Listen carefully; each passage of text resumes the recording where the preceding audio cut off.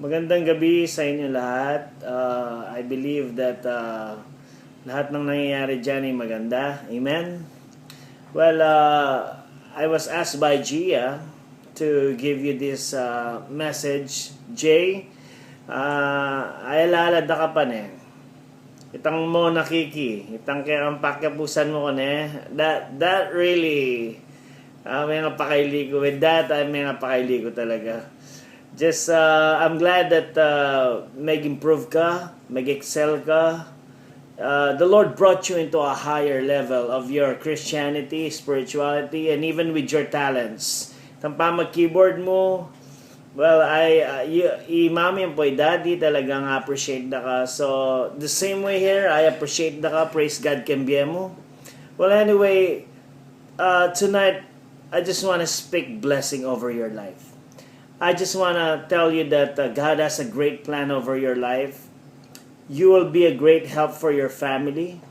And I believe na dadala na ka Lord ngayon kang next level na ng biya mo. The new season in your life. Ka malulungkot na makuhaken or anything because God is always with you. And if God is with you, no one can be against you. I am praying na mag-grow ka nung no ka rin ka man munta. Find a good church. Find a place na kung no ka rin ka mag-grow. Don't forget your devotion. Tang aldoldo pa mamasa mo kayong Bible may kakalingwan na.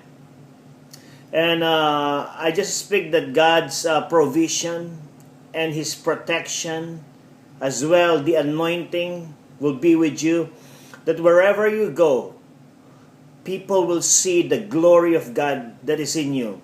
Itangay ganang seed na mita ng kem puso mo keng El Shalom, kem Pilipinas, dala mo yan. Dala mo. Pabrenong mag-grow. At, you can build your own cell group nung skinano ka rin kamunta.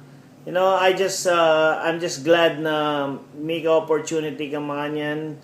Just continue, persevere, and one of these days, miyabe-yabe mo. Okay, Jay? Once again, God's anointing be with you in Jesus' name. Amen.